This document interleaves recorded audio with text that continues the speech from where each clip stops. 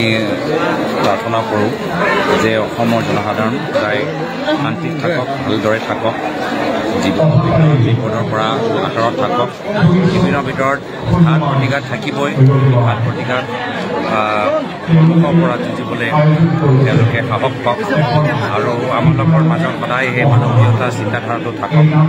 আমি অসমীয়া পৰম্পৰা ধৰি ৰাখিবলৈ বিচাৰোঁ আৰু সেয়াই আজি ইয়াত পাইছোঁ আৰু ইয়াত উপস্থিত থাকি আমাৰ বিষয়া পৰিয়ালৰ প্ৰতি মই শ্ৰদ্ধা জ্ঞাপন কৰিছোঁ।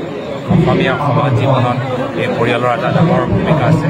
তেখেতে সদায় সমাজৰ মাজত জিলিকি থাকক, সেয়া আমাৰ কামনা। তেখেতক মানে কি বুলি কওঁ, স্বাগতম জনাইছো, কিয়নো এয়া আমাৰ এই পূজা ভাগৰ বহুত বছৰ হ'ল।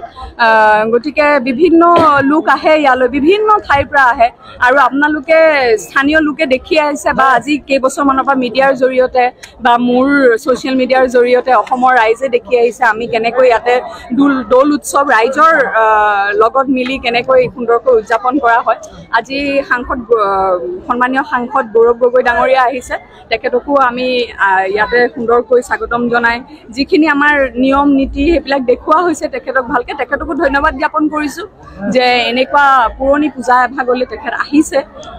আৰু বাকী মই এই চেগতে সমূহ অসমবাসীলৈ পলমকৈ হ'লেও ফাকুৱাৰ আন্তৰিক শুভেচ্ছা জ্ঞাপন কৰিছোঁ আৰু আগতীয়াকৈ ৰঙালী বিহুৰ আন্তৰিক শুভেচ্ছা আৰু মৰম যাচিছোঁ। এটা কথা সুধি দিওঁ মই এইটো ৰাইজকে সুধোঁ বাৰু কথা এটা, মানে মোৰ এইটো অনুভৱ যে আজি শিল্পী হিচাপে মোক যেনেকৈ অসমৰ সমূহ ৰাইজে ভাল পায়, কাইলৈ ৰাজনীতিত কোনো এটা দলত সোমোৱাৰ লগে লগে মোক জানো এই 100% অসমৰ ৰাইজে যেনেকৈ ভাল পায় তেনেকৈ ভাল পাব জানো, হয়নে নহয়?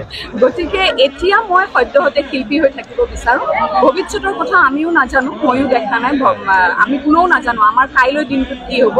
গতিকে এতিয়া মই ছোৱালীৰ শুনিবলৈ বেয়া, আজি তাই আঢ়ৈ মাহ, মই এতিয়া মুঠ চাফা কৰা, তাইক খোৱাত ব্যস্ত, তাৰ বাহিৰে মই এতিয়া একোৱেই ভবা নাই। ধন্যবাদ। ঠিক আছে।